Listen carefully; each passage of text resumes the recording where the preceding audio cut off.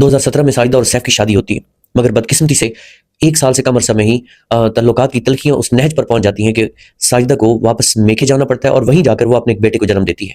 और बाद-अज़ां वो एक फैमिली सूट फाइल करती है, अपने बेटे का खर्चा और उसकी डिलीवरी के अखराजात भी वो माँगती है। जो फैमिली कोर्ट है, वो उसका दावा पार्शियली डिग्री करती है और फिर अपीलेट फोरम पर उसके बच्चे का माहाना खर्चा ₹10,000 मुकर्रर कर दिया जाता है विद 10% एनुअल इंक्रीज़। उसकी सामान जहेज़ भी डिग्री कर दिया जाता है और साथ ही साथ उसे ₹6,000 per month date of desertion से लेकर के इद्दत की मुद्दत समेत वो डिक्री कर दिए जाते हैं। मगर जो सैफ है वो उसके खिलाफ honourable Lahore high court Lahore में रिट फाइल कर देता है और बुनियादी तौर पर उसकी 2 ग्राउंड्स हैं।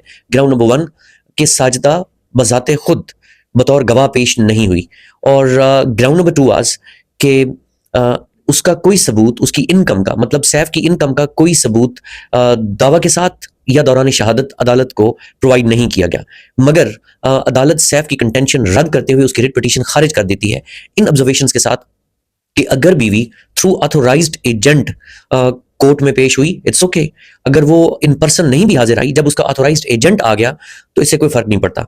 और जो सेकंड ग्राउंड सैफ ने ली थी कि उसका कोई सबूत उसकी इनकम का साथ नहीं लगाया गया, तो उसका जवाब देते हुए honourable Lahore high court Lahore ने ऑब्जर्व किया कि अगर ऐसे मामलात में खावंद अपनी सैलरी या अपने फाइनेंशियल जो उसकी अर्निंग्स हैं उनको डिस्क्लोज नहीं करता, then inference can be drawn against him. ये बात उल्टा उसके खिलाफ जाएगी।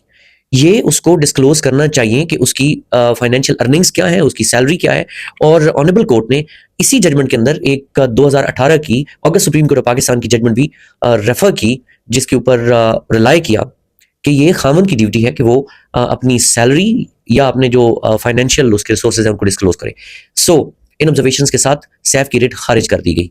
तो इस आमतौर पे जब हम देखते हैं कि फैमिली सूट जब फाइल किए जाते हैं तो हस्बैंड की साइड से बसा औकात अपनी इनकम छुपाने की कोशिश भी की जाती है।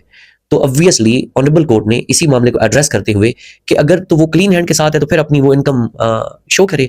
और यहाँ मैंने ये भी देखा है कि जब फैमिली में तलखियाँ दर आती हैं तो फरीकैन फिर एक दूसरे को सजा देने पे तुल जाते हैं। अब अगर बाप के ऊपर कोई खर्चा डिक्री किया जाएगा तो ऑब्वियसली उसकी अपनी औलाद को जाएगा, मगर वो अपनी बीवी को सजा देने के लिए अगर झूठ भी बोलना पड़े तो कुछ केसेस में वो इससे बाज नहीं आते। एनीवेज, इस पहलू को एड्रेस किया गया इस जजमेंट में।